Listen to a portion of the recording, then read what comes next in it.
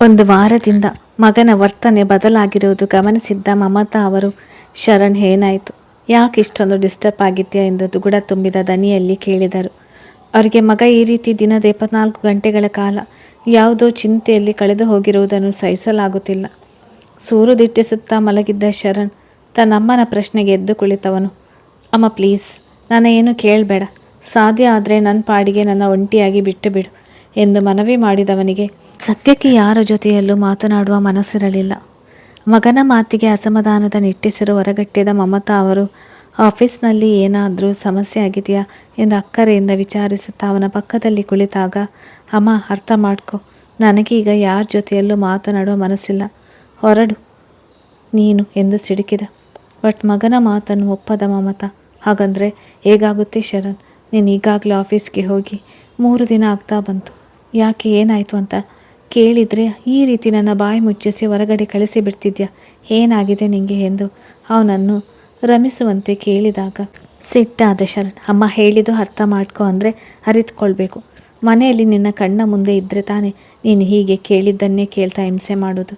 ಇನ್ಮೇಲೆ ಮನೆಗೂ ಬರುವುದಿಲ್ಲ, ನೆಮ್ಮದಿಯಾಗಿರು ಎಂದು ಸಿಡುಕಿ ತನ್ನ ಕಾರ್ ಕೀ ಮೊಬೈಲ್ ಜೊತೆ ಮನೆಯಿಂದ ಹೊರಗಡೆ ಹೋದ. ಮಗನ ನಡೆಗೆ ತಲೆ ಚಿಟ್ಟು ಹಿಡಿಯಿತು ಆ ತಾಯಿಗೆ. ಈಗ ತಾವು ಅಂಥದ್ದು ಏನು ಕೇಳಿದೆವೆಂದವ ಈ ರೀತಿ ಮಾತಾಡಿ ಮನೆಯಿಂದ ಹೊರ ಹೋಗಿತ್ತು ಎಂದು ಅರ್ಥವಾಗದೆ, ಬಟ್ ಯಾವುದೋ ವಿಚಾರಕ್ಕೆ ಅವನ ಮನಸ್ಸು ಸಂಪೂರ್ಣ ಹಾಳಾಗಿದೆ ಎಂದು ಮಾತ್ರ ಅರಿಯಬಲ್ಲರು. ದಿನಗಳು ಸರಿದು ಭುವನ ಮದುವೆ ತಯಾರಿ ಶುರುವಾಯಿತು.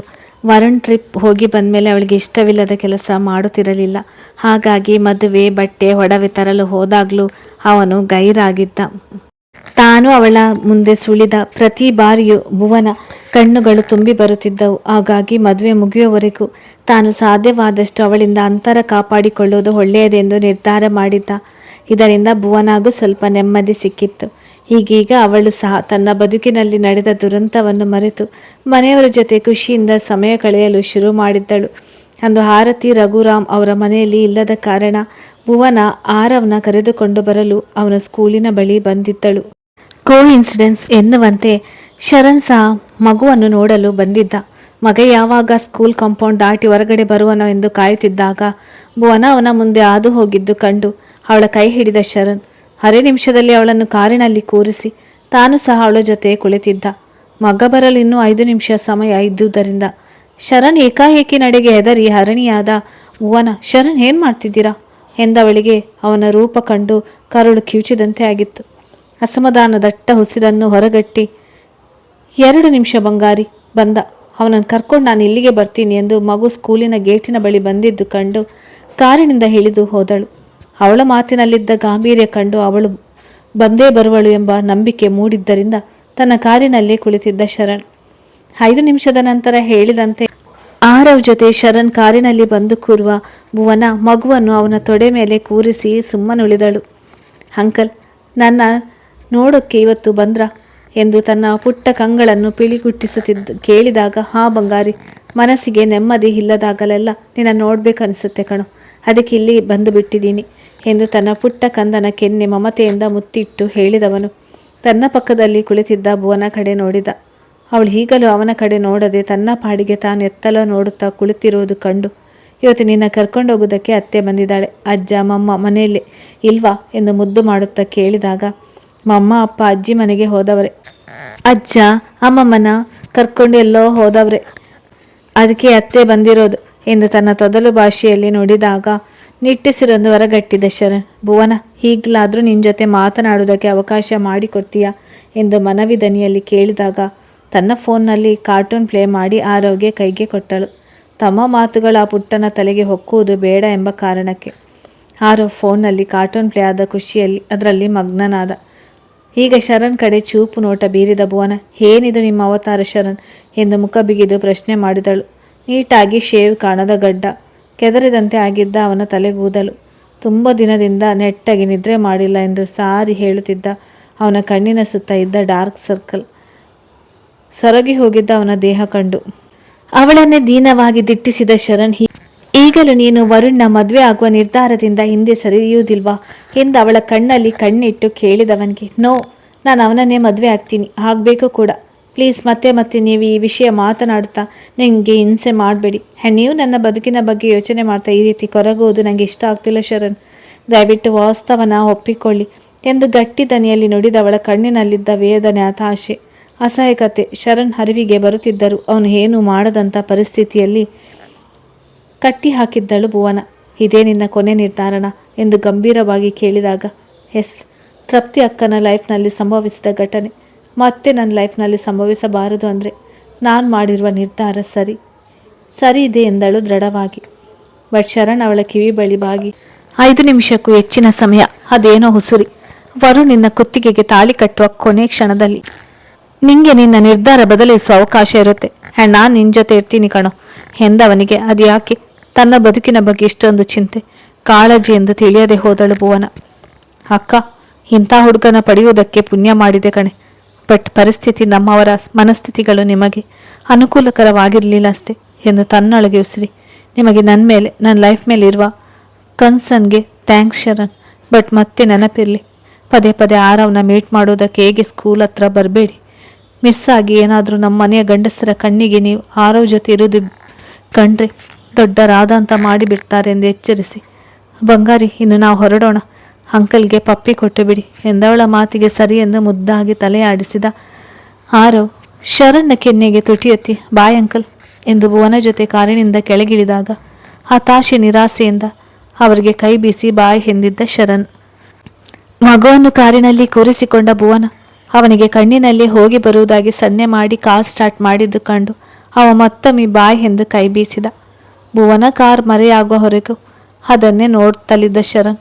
ತೃಪ್ತಿ, ಇವತ್ತು ಭುವನ ಇಂಥ ಪರಿಸ್ಥಿತಿಯಲ್ಲಿ ಸಿಕ್ಕಿಬಿದ್ದು ನರಳ್ತಾ ಇದ್ದಾಳೆ ಅಂದರೆ ಅದಕ್ಕೆ ನಾವೇ ಹೊಣೆ ಕಣೆ.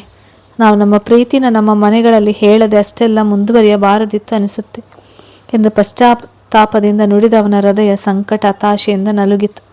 ವರುಣ್ ಹಾಗೂ ಅವನ ತಂಗಿಯ ಬಗ್ಗೆ ಎಲ್ಲ ತಿಳಿದಿದ್ದರು. ಏನೊಂದು ಮಾತನಾಡಲಾಗದೆ ತನ್ನ ಅಸಹಾಯಕತೆ ನೆನೆದು ಅಂದು ತನ್ನವನ ಜೊತೆ ತನ್ನ ತವರಿಗೆ ಬಂದಿದ್ದಳು ಅಚ್ಚು.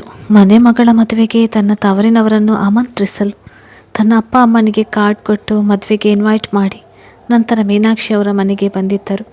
ಕಳೆದ ಸಲ ಅವರ ಮನೆಗೆ ಬಂದಾಗ ಇದ್ದ ಭಯ ಈಗ ಅಚ್ಚುಗೆ ಇರಲಿಲ್ಲ.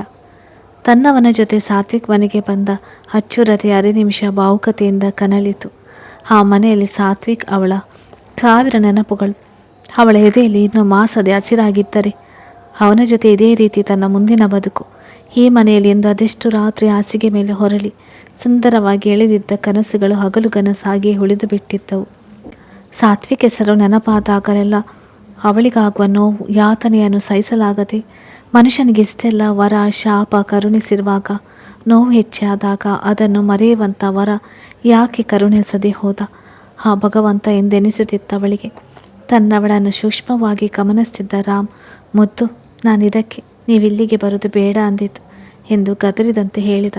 ಅವಳ ಮನಸ್ಸು ಹಳೆಯ ನೆನಪುಗಳ ಸುಳಿಯಲ್ಲಿ ಸಿಲುಕಿ ಬಿಡುವುದು ಇಲ್ಲಿಗೆ ಬಂದೊಡನೆ ಎಂದು ತಿಳಿದಿದ್ದ ರಾಮ್ ದೀರ್ಘ ಶ್ವಾಸ ಗೆಳೆದುಕೊಳ್ಳುವ ಅಚ್ಚು, ಆಂಟಿ ಮಾವ ಎಲ್ಲಿದ್ದಾರೆ ಎಂದು ಲಿವಿಂಗ್ ಏರಿಯಾದಲ್ಲಿ ನಿಂತು ಕೂಗಿದಾಗ ಅಡುಗೆ ಮನೆಯಿಂದ ಕೈ ಹೊರಿಸುತ್ತಾ ಬಂದ ಮೀನಾಕ್ಷಿಯವರು, ರೀ ಬರ್ತೀರಾ, ಇಲ್ಲಿ ನಿಮ್ಮನ್ನು ಹುಡುಕಿಕೊಂಡು ಯಾರೋ ಬಂದಿದ್ದಾರೆ ಎಂದು ಕೂಗುತ್ತಾ ಅವರು ರೂಮಿನೊಳಗೆ ಹೋಗಿದ್ದು ಕಂಡು ಅಚ್ಚು ರಾಮ್ ಮುಖ ನೋಡಿದರೆ ರಾಮ್ ತಲೆ ಕೊಡವಿದ ಮೀನಾಕ್ಷಿ ಅವರ ವರ್ತನೆ ಕಂಡು ಕನ್ನಡಕ ಹಾಕಿಕೊಂಡು ರೂಮಿನಿಂದ ಹೊರಗಡೆ ಬರುವ ನರೇಂದ್ರ ಅವರು, ರಾಮ್ ಅಚ್ಚು ಕುಳಿತುಕೊಳ್ಳಿ ಎಂದು ಖುಷಿಯಿಂದ ಹೇಳಿ ಅಚ್ಚು ರಾಮ್ ಕುಳಿತ ಮೇಲೆ ಅಚ್ಚು ಪಕ್ಕದಲ್ಲಿ ಬಂದು ಕುಳಿತವರು, ಹೇಗಿದೆಯಾ ಪುಟ್ಟ ಎಂದು ಅಕ್ಕರೆಯಿಂದ ವಿಚಾರಿಸಿದಾಗ, ನಾನು ಆರಾಮವಾಗಿದ್ದೇನೆ ಮಾವ, ನೀವೇಗಿದ್ದೀರಾ, ನಿಮ್ಮ ಆರೋಗ್ಯ ಈಗ ನಾರ್ಮಲ್ ಆಗಿದೆ ಅಲ್ವಾ ಎಂದು ಅವರ ಆರೋಗ್ಯ ವಿಚಾರಿಸಿದ ಅಚ್ಚು. ತಲೆನೆವರಿಸಿದ ನರೇಂದ್ರ ಅವರು, ನಾವೆಲ್ಲ ಆರಾಮವಾಗಿ ಇದ್ದೀವಿ ಎಂದವರು, ರಾಮ್ ನೀನು ಹೇಗಿದ್ಯಾ, ಭುವನ ಮದುವೆ ತಯಾರಿ ಹೇಗೆ ನಡೆಯುತ್ತಿದೆ ಎಂದು ಕೇಳಿದವರಿಗೆ, ಎಲ್ಲ ಒಂದು ರೀತಿಯಲ್ಲಿ ನಡೆಯುತ್ತಿದೆ ಅಂಕಲ್ ಎಂದುತ್ತರಿಸಿ ಬ್ಯಾಗ್ನಿಂದ ತಂಗಿ ಮದುವೆ ಆಮಂತ್ರಣ ಪತ್ರಿಕೆಯನ್ನು ತೆಗೆದು ಎದ್ದು ನಿಂತವನು, ನೀವು ಆಂಟಿ ತಪ್ಪದೆ ಮದುವೆಗೆ ಬರಬೇಕು ಎಂದು ಆಮಂತ್ರಿಸಿದ. ಹಾಂ ಖಂಡಿತ ಬರ್ತೀವಿ ರಾಮ್, ನಾವೆತ್ತ ಮಗ ನಮ್ಮ ಜೊತೆಯಲ್ಲಿಲ್ಲ ಅಂತ ಇರೋರನ್ನು ದೂರ ಮಾಡಿಕೊಂಡ್ರೆ ಬದುಕು ಸಾಗಿಸುವುದು ತುಂಬ ಕಷ್ಟ ಆಗಿಬಿಡುತ್ತೆ ಎಂದರು ತನ್ನಿಂದ ದೂರದಲ್ಲಿ ನಿಂತಿದ್ದ ಮಡದಿಗೆ ಕೇಳಿಸುವಂತೆ. ಮೀನಾಕ್ಷಿ ಅವರಿಗೀಗ ಅಚ್ಚು ರಾಮ್ ಮೇಲಿದ್ದ ಸಿಟ್ಟು ಕರಗಿತಾದರೂ ಅವರನ್ನು ಆತ್ಮೀಯವಾಗಿ ಮಾತನಾಡಿಸಿ ಅವರ ಜೊತೆಗಿನ ತಮ್ಮ ಸಂಬಂಧವನ್ನು ಸುಧಾರಿಸುವ ಇರಾದೆ ಇರಲಿಲ್ಲ. ಹಾಗಾಗಿ ಅಚ್ಚು ರಾಮ್ ತಮ್ಮ ಮನೆಗೆ ಬಂದಿದ್ದರೂ ಸಹ ಅವರನ್ನು ಕಂಡರೂ ಕಾಣದಂತೆ ವರ್ತಿಸುತ್ತಿದ್ದರು. ರಾಮ್ಗೆ ಹೇಳಿದಂತೆ ನರೇಂದ್ರ ಅವರು ತಮಗೆ ಬುದ್ಧಿ ಹೇಳುತ್ತಿರುವುದು ಎನ್ನುವುದು ಅರ್ಥ ಮಾಡಿಕೊಂಡ ಮೀನಾಕ್ಷಿಯವರು ಮುಖ ಬಿಗಿದು ಅಲ್ಲಿಂದ ಹೊರಟು ಬಿಟ್ಟರು. ತಮ್ಮ ಸರ್ವಸ್ವವಾಗಿದ್ದ ಮಗನೇ ತಮ್ಮ ಜೊತೆ ಇಲ್ಲ ಅಂದಮೇಲೆ ಇನ್ನು ಯಾವ ಸಂಬಂಧ ಇದ್ದರೆಷ್ಟು ಹೋದರೆಷ್ಟು ಎಂದು ಅವರ ನಡೆಯಿಂದ ಮನಸ್ಸಿಗೆ ಬೇಸರವಾದರು. ಅಂಕಲ್ ಆಂಟಿಯನ್ನು ನಿಮ್ಮ ಜೊತೆ ಕರ್ಕೊಂಡು ತಪ್ಪದೆ ಮದುವೆಗೆ ಬರಬೇಕು ಎಂದಳು. ಹಾಂ, ಖಂಡಿತ ಬರ್ತೀವಿ ಪುಟ್ಟ ಎಂದವರು ಮದುವೆ ಕೆಲಸ ಎಲ್ಲಿಯವರೆಗೂ ಬಂದಿದೆ ಎಂದು ಕೇಳಿದ್ದರು. ಅಚ್ಚು ರಾಮ್ ಸಹ ಅರ್ಧ ಗಂಟೆಗೂ ಹೆಚ್ಚಿನ ಕಾಲ ಅವರ ಜೊತೆ ಮಾತಾಡಿ ನಂತರ ತಮ್ಮ ಮನೆಗೆ ಹೊರಟರು. ತುಂಬ ಹೊತ್ತು ಅಲ್ಲೇ ಉಳಿದರೆ ಮೀನಾಕ್ಷಿ ಅವರಿಗೆ ಕಿರಿಕಿರಿ ಆಗುವುದು, ಅವರ ವರ್ತನೆಯಿಂದ ನರೇಂದ್ರ ಅವರಿಗೆ ಹಿಂಸೆ ಆಗುವುದು ಎಂಬ ಉದ್ದೇಶದಿಂದ. ಅಪ್ಪ ಅಮ್ಮ ಮನೆಯಲ್ಲಿ ಇಲ್ಲದೆ ಹೋದ್ದರಿಂದ ಆರವ್ ಓನ ಜೊತೆ ಗಾರ್ಡನ್ಗೆ ಬಂದಿದ್ದ. ಮಧ್ಯಾಹ್ನ ಶರಣ್ ಜೊತೆ ಮಾತಾಡಿ ಬಂದಮೇಲೆ ಭುವನ ಮನಸ್ಸು ಹಾಳಾಗಿತ್ತು. ಹಾಗಾಗಿ ಆರವ್ ಕಡೆ ಗಮನ ಕೊಡಲು ಆಗುತ್ತಿರಲಿಲ್ಲ. ಆರವ್ ತನ್ನ ಪಾಡಿಗೆ ತನ್ನ ರ್ಯಾಬಿಟ್ ಜೊತೆ ಆಟ ಆಡುತ್ತಿದ್ದ. ಯಾರೊಂದಿಗೋ ಫೋನ್ನಲ್ಲಿ ಮಾತನಾಡುತ್ತಾ ಗಾರ್ಡನ್ ಕಡೆ ಬರುವ ವರ್ಷ ವಕ್ರದೃಷ್ಟಿ ಆ ಮುಗ್ಧ ಮಗುವಿನ ಮೇಲೆ ಹೊರಳಿತು ಅಷ್ಟೇ. ಅವಳ ತಲೆಯಲ್ಲಿ ದುಷ್ಟ ಆಲೋಚನೆ ಮೂಡಲು ಹೆಚ್ಚು ಹೊತ್ತು ಏನು ಹಿಡಿಯಲಿಲ್ಲ. ಮೆಲ್ಲಗೆ ಭುವನ ಕಡೆ ನೋಡಿದಳು. ಅವಳಿಗೆ ಮಗುವಿನ ಕಡೆ ಲಕ್ಷ್ಯವೇ ಇದ್ದಂತೆ ಕಾಣಲಿಲ್ಲ. ಅದನ್ನು ಕಂಡು ಒಂದು ತರನಾಗಿ ನಕ್ಕ ಹೆಣ್ಣು ತನ್ನೊಂದಿಗೆ ಮಾತನಾಡುತ್ತಿದ್ದವರಿಗೆ ಮತ್ತೆ ಕಾಲ್ ಮಾಡುವುದಾಗಿ ಹೇಳಿ ಕರೆ ತುಂಡರಿಸಿ ಸದ್ದು ಮಾಡದಂತೆ ಮಗುವಿನತ್ತೆ ಹೆಜ್ಜೆ ಹಾಕಿದಳು. ಆರವ್ ಈಗಲೂ ತನ್ನದೇ ಲೋಕದಲ್ಲಿ ಮುಳುಗಿ ಹೋಗಿದ್ದ. ತನ್ನ ಪುಟಾಣಿ ರ್ಯಾಬಿಟ್ಗೆ ಗಾರ್ಡನ್ನಲ್ಲಿದ್ದ ಹುಲ್ಲು ತಿನ್ನಿಸುವ ಪ್ರಯತ್ನದಲ್ಲಿ ಮಗುವಿನ ಹಿಂದೆ ಬಂದು ನಿಲ್ಲುವ ವರ್ಷ, ಆರವ್ ಏನು ಮಾಡ್ತಿದ್ಯಾ ಪುಟ್ಟ ಎಂದು ಗಂಭೀರವಾಗಿ ಕೇಳಿದಾಗ ಬೆಚ್ಚಿದಂತೆ ಅವಳ ಕಡೆ ತಿರುಗಿ ಭಯದಲ್ಲಿ ಅವಳನ್ನು ಪಿಳಿಪಿಳಿ ನೋಡುವಾಗ ಮಗುವಿನ ಸಮಕ್ಕೆ ಕುಳಿತವಳು. ಹೇ, ಹೆದರಿಕೊಂಡ್ಯಾ ಎಂದು ಮೃದುವಾಗಿ ಮಗುವಿನ ಕೆನ್ನೆಸ್ಸವರೆ ಹೇಳಿದಳು. ಹಾ ಎಂದು ತಲೆದೂಗಿದ ಆರವ್ ಭುವನ ಎಲ್ಲಿದ್ದಾಳೆಂದು ತನ್ನ ಸುತ್ತಲೂ ನೋಡಿ ಅವಳ ಬಳಿ ಹೋಗಲು ಮುಂದಾದಾಗ, ನಿಂತ್ಕೋ ಚಿನ್ನಿ, ಯಾಕೆ ಹೋಗ್ತಿರೋದು? ನಾನು ನಿನ್ನ ಜೊತೆ ನಿನ್ನ ರ್ಯಾಬಿಟ್ ಜೊತೆ ಆಟ ಆಡೋದಕ್ಕೆ ಬಂದೆ ಎಂದು ದನಿಯಲ್ಲಿ ತೀರಾ ಮೃದುತನ ತುಂಬಿ ನುಡಿದ ವರ್ಷ. ಯಾಕೆ ನಿನ್ನ ರ್ಯಾಬಿಟ್ ಸಪ್ಪಗಿದೆ, ಅದಕ್ಕೆ ಫುಡ್ ಕೊಟ್ಟಿಲ್ವಾ ನೀನು ಎಂದು ಮಗುವಿನ ಕೈಯಲ್ಲಿದ್ದ ರ್ಯಾಬಿಟ್ ತನ್ನ ಕೈಗೆ ತೆಗೆದುಕೊಂಡು ಕೇಳಿದಾಗ, ಕೊಟ್ಟೆ ಆಂಟಿ, ಅದು ಯಾಕೋ ಸಪ್ಪಗೆ ಐತೆ ಎಂದು ತೊದಲಿ ನುಡಿದ. ಆ ಮಗುವಿನ ಅಮಾಯಕತನ ಕಂಡು, ಹೌದಾ, ನಾನು ಕೇಳ್ತೀನಿ ಇರು ಎಂದವಳು. ಏನಾಯಿತು ರ್ಯಾಬಿಟ್ ನಿಂಗೆ? ನೋಡು ನೀನು ಸಪ್ಪಗೆ ಇದೆಯಾ ಅಂತ ನಮ್ಮ ಆರವ್ ಎಷ್ಟು ಫೀಲ್ ಆಗ್ತಿದ್ದಾನೆ. ನೀನು ಗುಡ್ ಬಾಯ್ ಅಲ್ವಾ, ಹೇಳು ಏನು ಬೇಕು ನಿಂಗೆ ಎಂದು ರ್ಯಾಬಿಟ್ ತಲೆ ನೆವರಿಸುತ್ತಾ. ವಾಟರ್ ಬೇಕಾ ನಿಂಗೆ? ಅದನ್ನು ಹೇಳಬೇಕು ನಮ್ಮ ಆರವ್ ತಂದು ಕೊಡೋದಿಲ್ವಾ ಎಂದು ಹುಸಿಗದರಿ. ಚಿನ್ನಿ, ಇದಕ್ಕೆ ಜಾಸ್ತಿ ಬಾಯಾರಿಕೆ ಆಗಿದೆ, ಅದಕ್ಕೆ ಸಪ್ಪಗೆ ಆಗಿರೋದು. ಒಂದು ಕೆಲಸ ಮಾಡು, ನಾನು ಮನೆಯೊಳಗೆ ಹೋಗಿ ನೀರು ತಗೊಂಡು ಬರುವಷ್ಟರಲ್ಲಿ ಇದನ್ನು ಇನ್ನಷ್ಟು ಸುಸ್ತಾಗಿ ಬಿಡುತ್ತೆ.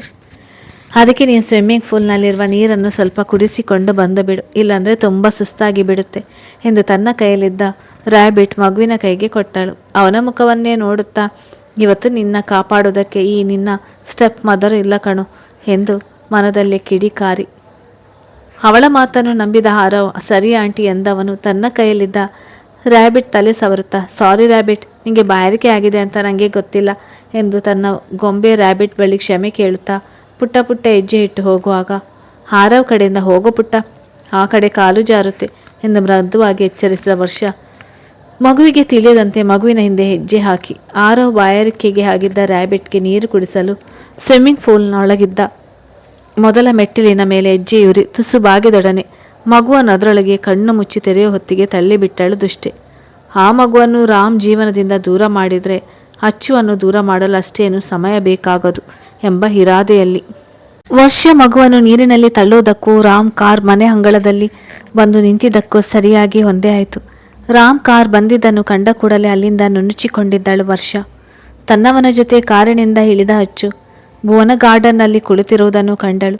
ರಾಮ್ ಭುವನ ಗಾರ್ಡನ್ನಲ್ಲಿದ್ದಾಳೆ ಎಂದಾಗ ತಂಗಿಯ ಕಡೆ ನೋಡಿದ ರಾಮ್ ಆಕೆ ತಮ್ಮ ಕಡೆ ಗಮನವಿಲ್ಲದಷ್ಟು ಯಾವುದೋ ಚಿಂತೆಯಲ್ಲಿ ಮುಳುಗಿರುವುದನ್ನು ಕಂಡು ಅವಳಿದ್ದಲ್ಲಿಗೆ ಬಂದ. ಅಣ್ಣ ಮತ್ತು ಅತ್ತಿಗೆ ತನ್ನ ಮುಂದೆ ನಿಂತಿರುವುದನ್ನು ಕಂಡು ಗಡಿಬಿಡಿಯಲ್ಲಿ ಎಚ್ಚೆತ್ತ ಭುವನ, ಅಣ್ಣ ಅತ್ತಿಗೆ ನೀವು ಯಾವಾಗ ಬಂದಿರಿ ಎಂದಳು. ಅವಳ ದನಿಯಲ್ಲಿ ಸಣ್ಣ ಮಟ್ಟದ ತಡವರಿಕೆ ಇರುವುದನ್ನು ಅಚ್ಚು ಗಮನಿಸಿದಳು. ನಾವೀಗ ತಾನೇ ಬಂದೆವು ಎಂದ ರಾಮ್. ಏನು ಯೋಚನೆ ಮಾಡ್ತಿದ್ಯಾ ಪುಟ್ಟ ಎನ್ನುತ್ತಾ ಅವಳ ಪಕ್ಕದಲ್ಲಿ ಕುಳಿತ ಅಚ್ಚು. ಭುವನ ಬಂಗಾರಿ ಎಲ್ಲಿ ಎಂದು ಪ್ರಶ್ನೆ ಮಾಡಿದಳು. ಸಂಜೆ ಸಮಯವಾಗಿದ್ದರಿಂದ ಮಗು ಸಾಮಾನ್ಯವಾಗಿ ಅವಳ ಜೊತೆಯಲ್ಲಿ ಆಡುತ್ತಿರುತ್ತಿದ್ದಾನಲ್ಲ, ಅತ್ತಿಗೆ ಎಲ್ಲೋ ಆಡುತ್ತಿದ್ದ ಎಂದವಳು ಗಾಬರಿಯಲ್ಲಿ ಎದ್ದು ತನ್ನ ಸುತ್ತಲೂ ನೋಡುತ್ತಾ, ಆರವ್ ಎಲ್ಲಿದ್ಯಾ ಚಿನ್ನಿ ಎಂದು ಕೂಗಿದಳು. ಅದ್ಕೆ ಇಲ್ಲೇ ಇದ್ದಾನೆ ನಾನು ಎನ್ನುತ್ತಾ ಫೂಲ್ ಕಡೆಯಿಂದ ಬರುತ್ತಿರುವ ಮಗುವನ್ನು ಕಂಡು ಹೆದರಿದ ಅಚ್ಚು ಒಂದೇ ಉಸಿರಿಗೆ ಅವನ ಬಳಿ ಬಂದಳು. ಅವನ ತಲೆಯೆಲ್ಲ ಒದ್ದೆಯಾಗಿ ಬಟ್ಟೆಯಿಂದ ನೀರು ಹನಿ ಹನಿಯಾಗಿ ಸುರಿಯುತ್ತಿರುವುದನ್ನು ನೋಡಿದರೆ ಅವನು ಪೂಲ್ನಲ್ಲಿ ಬಿದ್ದಿದ್ದಾನೆ ಎಂದು ಯಾರು ಬೇಕಾದರೂ ಹೇಳ್ಬಹುದಿತ್ತು. ಮಗುವನ್ನು ಎತ್ತಿಕೊಂಡ ಅಚ್ಚು, ಬಂಗಾರಿ ಫೂಲ್ನಲ್ಲಿ ಬಿದ್ದೆಯಾ? ಯಾರು ನಿಂಗೆ ಅಲ್ಲಿಗೆ ಬಾ ಅಂತ ಹೇಳಿದ್ದು? ನೀರು ಕುಡಿದಿಲ್ಲ ತಾನೆ ಎಂದು ಮಗುವಿನ ಮೈ ಸವರುತ್ತಾ ಪ್ರಶ್ನೆ ಮಾಡಿದಳು. ಮಗು ಚಳಿಗೆ ನಡುಗುತ್ತಿರುವುದನ್ನು ಕಂಡು ತನ್ನ ಸೆರಗಿನಿಂದ ಅವನನ್ನು ಮುಚ್ಚಿ ಇನ್ನಷ್ಟು ಎದೆಗೊತ್ತಿಕೊಂಡಳು. ಭುವನ, ಏನಿದು? ಮಗುವಿನ ಕಡೆ ಗಮನ ಕೊಡುವುದಕ್ಕೆ ಆಗದಷ್ಟು ಏನು ಯೋಚನೆ ಮಾಡ್ತಿದ್ದೆ? ಮಗು ಫೂಲ್ಗೆ ಬಿದ್ದಿದ್ದಾನೆ. ಹೀಗೇನ ನೀನು ಅವನ ನೋಡಿಕೊಳ್ಳೋದು? ಏನಾದರೂ ಹೆಚ್ಚು ಕಡಿಮೆ ಆಗಿದ್ರೆ ಯಾರು ಹೊಣೆ ಎಂದು ಸಿಡಿಬಿಡಿಗೊಳ್ಳುತ್ತಿದ್ದ ಮಡದಿಯ ಭುಜದ ಮೇಲೆ ಕೈ ಇಟ್ಟ ರಾಮ್. ಅಚ್ಚು, ಸಮಾಧಾನ, ಮೊದಲು ಅವನಿಗೆ ಬಟ್ಟೆ ಬದಲಾಯಿಸಿ ನಡೀರಿ ಎಂದ. ಅವನ ಮಾತಿಗೆ ಅವಳು ಇನ್ನಷ್ಟು ಸಿಟ್ಟಾದಳು. ರಾಮ್, ಮಗು ಪೂಲ್ಗೆ ಬಿದ್ದಿದ್ದಾನೆ, ನೀವು ನೋಡಿದರೆ ಇಷ್ಟೊಂದು ಕೂಲಾಗಿ ಮಾತನಾಡ್ತಿದ್ದೀರಾ ಎಂದು ಅಸಹನೆಯಿಂದ ರೇಗಿದಳು. ನೀನು ಇಷ್ಟೊಂದು ಹೆದರುವ ಅಗತ್ಯ ಇಲ್ಲ, ಯಾಕೆಂದರೆ ಅವನಿಗೆ ಸ್ವಿಮ್ಮಿಂಗ್ ಮಾಡುವುದಕ್ಕೆ ಬರ್ತದೆ. ಅವನನ್ನು ನಾನೇ ಪೂಲ್ನಲ್ಲಿ ಹಾಕಿ ಬಂದರು ಅವನು ಆರಾಮವಾಗಿ ಸ್ವಿಮ್ ಮಾಡಿ ಬರ್ತಾನೆ ಎಂದವನ ಮಾತಿಗೆ ಅಚ್ಚು ಬೆರಗಾದಳು. ಏನು ಹೇಳ್ತಿದ್ದೀರಾ? ಆರವ್ಗೆ ಸ್ವಿಮ್ಮಿಂಗ್ ಬರುವುದಾ ಎಂದು ಎಚ್ಚರಿಯಿಂದ ನೋಡಿದಳು. ಸರಿಯಾಗಿ ಹಾಲಿನ ಲೋಟ ಹಿಡಿಯಲು ಬಾರದ ಮಗು ಒಬ್ಬನೇ ಈಜುತ್ತಾನೆಂದರೆ ಅವಳಿಗೆ ನಂಬುವುದು ಕಷ್ಟವಾಯಿತು. ಭುವನ, ಪ್ಲೀಸ್ ನಮ್ಮ ರೂಮಿಗೆ ಹೋಗಿ 2 ಟವಲ್ ತಗೊಂಡು ಬಾ ಎಂದು ರಾಮ್ ಹೇಳಿದಾಗ ಅಚ್ಚು ಗೊಂದಲಕ್ಕೆ ಒಳಗಾದಳು. ಆರವ್ ಪೂಲ್ನಲ್ಲಿ ಬಿದ್ದರೂ ರಾಮ್ ಹೆದರದೇ ಇರುವ ವಿಷಯವನ್ನು ಅವಳು ಗಮನಿಸಿದ್ದಳು. ಭುವನ ಅಣ್ಣನ ಮಾತಿಗೆ ಒಪ್ಪಿ ಮನೆಯೊಳಗೆ ಹೋದರೆ ರಾಮ್ ತಾನು ತೊಟ್ಟಿದ್ದ ಶರ್ಟ್ ನಿಂತ ಜಾಗದಲ್ಲಿ ಕಳಿಸಿದ್ದನ್ನು ಕಂಡು ಅಚ್ಚು ತಬ್ಬಿಬ್ಬಾದಳು. ರಾಮ್, ಏನು ಮಾಡ್ತಿದ್ದೀರಾ? ಇದು ನಮ್ಮ ಬೆಡ್ರೂಮ್ ಅಲ್ಲ ಎನ್ನುವುದು ನೆನಪಿರಲಿ ಎಂದು ಸಿಡುಕಿದಳು. ಆದರೆ ರಾಮ್ ಅವಳ ಮಾತನ್ನು ಲೆಕ್ಕಿಸದೆ ತನ್ನ ಶರ್ಟ್ ಅವಳ ಭುಜದ ಮೇಲೆ ಹಾಕಿ ಮಗನ ಕಡೆ ಕೈ ಚಾಚಿದ. ಆರವ್ ಜಿಂಕೆ ಮರಿಯಂತೆ ಚಂಗನೆ ತನ್ನ ಅಪ್ಪನ ತೋಳಿಗೆ ಬಂದು ಕೊರಳನ್ನು ಅಪ್ಪಿಕೊಂಡ. ಅದನ್ನು ಕಂಡು ರಾಮ್ ನಸುನಗುತ್ತಾ, ಮಮ್ಮ ಹೇಳುತ್ತಿದ್ದಾಳೆ ಆರವ್ಗೆ ಸ್ವಿಮ್ ಮಾಡುವುದಕ್ಕೆ ಬರುವುದಿಲ್ಲ ಅಂತ. ಈಗ ನೀನು ಅವರಿಗೆ ಸ್ವಿಮ್ ಮಾಡಿ ತೋರಿಸ್ಬೇಕು ಎಂದು ಮಗನ ಕಿವಿಯಲ್ಲಿ ಪಿಸಿ ನುಡಿದ. ಅಪ್ಪನ ಮಾತಿಗೆ ಎಕ್ಸೈಟ್ಮೆಂಟ್ನಲ್ಲಿ ಹ್ಞೂ ಎಂದು ತಲೆಯಾಡಿಸಿದ ಆರವ್ ರಾಮ್ ಮತ್ತೆ ಮಗನ ಜೊತೆ ಪೂಲ್ ಬಳಿ ಬಂದಾಗ, ರಾಮ್ ಈಗಾಗಲೇ ಅವನು ಸಾಕಷ್ಟು ನೆಂದಿದ್ದಾನೆ, ಮತ್ತೆ ನೀರಿನೊಳಗೆ ಇಳಿದರೆ ಶೀತ ಆಗ್ತದೆ ಎಂದು ಅಚ್ಚು ಎಚ್ಚರಿಸುತ್ತಿದ್ದಾಗಲೇ ರಾಮ್ ಮಗುವನ್ನು ನೀರಿನೊಳಗೆ ಹಾಕಿಬಿಟ್ಟ. ಅದನ್ನು ಕಂಡ ಅಚ್ಚುವಿನ ಹೃದಯ ಬಡಿತ ಏರಿಳಿತವಾಯಿತು. ಆರವ್ ಎಂಬ ಭಯದಲ್ಲಿ ಸಣ್ಣದಾಗಿ ಚೀರಿ ಪೂಲ್ ಬಳಿ ಬರುವ ಹೊತ್ತಿಗೆ ರಾಮ್ ಸಹ ನೀರಿನೊಳಗೆ ಹಾರಿದ್ದ. ಅಸಹನೆಯಿಂದ ಮುಖ ಸಿಂಡರಿಸಿದ ಅಚ್ಚು ರಾಮ್ ಎಂದು ರೇಗಿದಳಾದರೂ ಆರವ್ ತನ್ನಪ್ಪನ ಜೊತೆ ನೀರಿನಲ್ಲಿ ಸರಾಗವಾಗಿ ಈಜುತ್ತಿರುವುದನ್ನು ಕಂಡು ಅವಳ ಮುಖದಲ್ಲಿ ಅಚ್ಚರಿ ಮತ್ತು ನಗು ಮೂಡಿತು. ಮೀನಿನಂತೆ ಈಜುತ್ತಿರುವ ಆ ಮಗನನ್ನು ರೆಪ್ಪೆ ಬಡಿಯದೆ ನೋಡುತ್ತಿದ್ದ ಮಡದಿಯನ್ನು ಕಂಡು ರಾಮ್, ಮುದ್ದು ನೀವು ಬನ್ನಿ ಎಂದು ಬೇರಿಸಿ ಆಹ್ವಾನ ನೀಡಿದ. 2 ಅಡಿ ಹಿಂದೆ ಸರಿದ ಅಚ್ಚು, ನೀವು ಅಪ್ಪ ಮಗ ಎಂಜಾಯ್ ಮಾಡಿ, ನಾನು ಯಾಕೆ ಎನ್ನುತ್ತಿದ್ದವಳ ಗಮನ ಬಾಲ್ಕನಿಯಲ್ಲಿ ನಿಂತಿದ್ದ ವರ್ಷಳ ಕಡೆ ಹೊರಳಿತು. ಪೂಲ್ ಕಡೆ ದಿಟ್ಟಿಸುತ್ತಾ ನಿಂತಿದ್ದ ವರ್ಷಳ ಮುಖ ಕಿರಿಕಿರಿಯಿಂದ ಬಿಗಿದಿರುವುದನ್ನು ಕಂಡು ಒಮ್ಮೆ ಮಗನ ಕಡೆ ನೋಡಿದ ಅಚ್ಚುಗೆ ತಾವ್ಯಾರೂ ಇಲ್ಲದ ಸಮಯ ನೋಡಿ ಆರವ್ಗೆ ತೊಂದರೆ ಕೊಡುವ ಉದ್ದೇಶದಿಂದ ವರ್ಷ ಮಗುವನ್ನು ನೀರಿನೊಳಗೆ ತಳ್ಳಿದಾಳೆ ಎಂಬ ಅನುಮಾನ ಮೂಡಿತು. ಮಡದಿ ಏನನ್ನೋ ನೋಡುತ್ತಿರುವುದು ಕಂಡು ರಾಮ್ ರೂಮಿಗೆ ಹೋಗಿ ಟವೆಲ್ ತಂದ ಭುವನ ಕೈಗೆ ಮಗುವನ್ನು ಎತ್ತಿಕೊಟ್ಟ. ತಾನು ಸಹ ಪೂಲ್ನಿಂದ ಹೊರಬಂದವನು, ಅಚ್ಚು ಏನಾಯಿತು?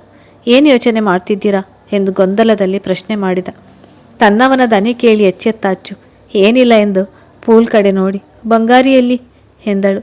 ಅವನ ಅತ್ತೆಯ ಜೊತೆ ಹೋಗಿದ್ದು ಆಯಿತು, ಬಟ್ ನಿಮಗೆ ಏನಾಗಿದೆ? ನಾನು ಇತ್ತೀಚೆಗೆ ಗಮನಿಸ್ತಿದ್ದೇನೆ, ನಿಂತಲ್ಲೇ ಯಾವುದೋ ಗಾಢ ಯೋಚನೆಯಲ್ಲಿ ಕಳೆದು ಹೋಗ್ತಿದ್ದೀರಾ ಎಂದು ರಾಮ್ ಕೇಳಿದಾಗ ಅವನ ಒದ್ದೆ ತಲೆಯನ್ನು ಟವಲ್ನಿಂದ ಮೃದುವಾಗಿ ಒರೆಸಿದಳು ಅಚ್ಚು. ಅಂಥದ್ದೇನಿಲ್ಲ, ಆರವ್ ಬಗ್ಗೆ ಯೋಚನೆ ಮಾಡ್ತಿದ್ದೆ ಅಷ್ಟೇ ಎಂದಳು. ವರ್ಷಳ ಬಗ್ಗೆ ತನಗಿದ್ದ ಅನುಮಾನವನ್ನು ರಾಮ್ಗೆ ಹೇಳಿ ಸಣ್ಣವಳಾಗಲು ಅವಳು ಇಷ್ಟಪಡಲಿಲ್ಲ. ಆದರೆ ರಾಮ್ ಅದನ್ನು ನಂಬದವನಂತೆ ಅವಳ ಮುಖ ದಿಟ್ಟಿಸುವಾಗ, ರಾಮ್ ರೂಮಿಗೆ ನಡೀರಿ, ಬೇಗ ಬಟ್ಟೆ ಬದಲಾಯಿಸುವಿರಂತೆ ಎಂದಳು. ಅದಕ್ಕೆ ಮೌನವಾಗಿ ತಲೆಯಾಡಿಸಿದ ರಾಮ್ ಅವಳ ಜೊತೆ ಹೆಜ್ಜೆ ಹಾಕಿದ. ಅವರು ಮನೆಯೊಳಗೆ ಹೋಗಿದ್ದನ್ನು ತನ್ನ ರೂಮಿನ ಬಾಲ್ಕನಿಯಲ್ಲಿ ನಿಂತು ನೋಡುತ್ತಿದ್ದ ವರ್ಷಾಳಿಗೆ ಹುರಿಯಾಯಿತು. ತಾನು ಅಂದುಕೊಂಡಂತೆ ಆ ಪುಟ್ಟ ಕಂದನಿಗೆ ತೊಂದರೆ ಕೊಡಲು ಆಗಲಿಲ್ವಲ್ಲ, ಈ ಬಾರಿಯೂ ಬಚಾವಾಗಿ ಬಿಟ್ಟ ಎಂದು ಅಸಹನೆಯಿಂದ ಕುದ್ದು ಹೋದಳು. ಈ ಸಲ ಮಿಸ್ ಆದಂತೆ ಮತ್ತೊಂದು ಪ್ರಯತ್ನದಲ್ಲಿ ಆರವ್ ಜೀವಂತ ಉಳಿಯುವ ಅವಕಾಶ ಇರಬಾರ್ದು ಎಂದು ಮನದಲ್ಲೇ ಗೊಣಗಿ ರೂಮಿನೊಳಗೆ ಹೋದಳು. ರೂಮಿಗೆ ಬಂದು ಬಟ್ಟೆ ಬದಲಾಯಿಸಿ ಮಡದಿ ತಂದು ಕೊಟ್ಟ ಚಹಾವನ್ನು ಗುಟುಕರಿಸುತ್ತಿದ್ದಾಗ ರಾಮ್ಗೆ ಅಂಕಿತ್ ಕಾಲ್ ಮಾಡಿದ. ಆಫೀಸ್ಗೆ ಸಂಬಂಧಪಟ್ಟ ವಿಷಯದ ಬಗ್ಗೆ ಮಾತನಾಡಲು ಆ ಕರೆ ಬಂದಿತ್ತು. ತಮ್ಮನ ಕರೆ ಸ್ವೀಕರಿಸಿದ ರಾಮ್ ಅಂಕಿತ್ ಕೇಳಿದ ಮಾಹಿತಿ ಕೊಡಲು 2 ನಿಮಿಷ ಸಮಯ ಕೇಳಿ ಕಾಲ್ ಕಟ್ ಮಾಡಿದ. ಮಾಹಿತಿ ಇದ್ದ ಫೈಲ್ಗಾಗಿ ವಾರ್ಡ್ರೋಬ್ ಓಪನ್ ಮಾಡಿ ನೋಡುವಾಗ ನೆಲದ ಮೇಲೆ ಬಿದ್ದಿದ್ದ ಮಾತ್ರೆಗಳ ಲೇಬಲ್ ಕಂಡು ಅವನ ಹುಬ್ಬುಗಳು ಸುಕ್ಕುಗಟ್ಟಿದ್ದವು. ರೂಮಿನಲ್ಲಿ ಮೆಡಿಸಿನ್ ಇಡಲೆಂದೇ ಪ್ರತ್ಯೇಕ ಜಾಗ ಇದೆಯಲ್ಲ, ಹಾಗಾಗಿ ಈ ಟ್ಯಾಬ್ಲೆಟ್ಸ್ ಎಲ್ಲ ಯಾರು ತೆಗೆದುಕೊಳ್ಳುತ್ತಿದ್ದಾರೆ ಎಂದು ಅರ್ಥವಾಗದೆ ಗೊಂದಲದಲ್ಲಿ ಅದನ್ನು ಕೈಗೆತ್ತಿಕೊಂಡು ನೋಡಿದ. ರಾಮ್ ಈ ಹಿಂದೆ ಅಂತಹ ಮಾತ್ರೆಗಳನ್ನು ನೋಡಿರಲಿಲ್ಲ. ಮಡದಿಗೇನಾದರೂ ಹೆಲ್ತ್ ಇಶ್ಯೂ ಆಗಿದೆಯೋ ಎಂಬ ಅನುಮಾನ ಮೂಡಿ ಅವನಲ್ಲಿ ಚಡಪಡಿಕೆ ಶುರುವಾಯಿತು. ಕೈಯಲ್ಲಿದ್ದ ಫೈಲ್ ಬೆಡ್ ಮೇಲೆ ಇಟ್ಟು ತಡ ಮಾಡದೆ ತನ್ನ ಫೋನ್ ತೆಗೆದುಕೊಂಡು ಆ ಟ್ಯಾಬ್ಲೆಟ್ ಹೆಸರನ್ನು ಗೂಗಲ್ ಮಾಡಿ ನೋಡಿದ. ಮಾಹಿತಿ ಸಿಗುವವರೆಗೂ ಅವನು ಚಡಪಡಿಕೆ ತಗ್ಗಲಿಲ್ಲ. ಅವನಿಗೆ ಬೇಕಿದ್ದ ಮಾಹಿತಿ ಸಿಕ್ಕಾಗ ಅವನ ಮನಸ್ಸಿಗೆ ಅರೆ ನಿಮಿಷದಲ್ಲಿ ಕಹಿ ಆವರಿಸಿತು. ತನ್ನನ್ನು ಒಂದು ಮಾತು ಕೇಳದೆ ತನ್ನವಳಂಥ ಮುಖ್ಯ ನಿರ್ಧಾರವನ್ನು ಒಬ್ಬಳೆ ಹೇಗೆ ಮಾಡಿದ್ದಾಳೆ ಎಂಬ ಅಸಮಾಧಾನದಿಂದ ಕಂಗಾಲಾದನು. ಕಥೆ ಮುಂದುವರಿಯುತ್ತದೆ. ಹಾಗೆ ಯಾರೆಲ್ಲ ನನ್ನ ಚಾನಲನ್ನು ಸಬ್ಸ್ಕ್ರೈಬ್ ಮಾಡಲಿಲ್ಲ ಅವರು ದಯವಿಟ್ಟು ನನ್ನ ಚಾನಲನ್ನು ಸಬ್ಸ್ಕ್ರೈಬ್ ಮಾಡಿ, ಲೈಕ್ ಆ್ಯಂಡ್ ಶೇರ್ ಮಾಡಿ.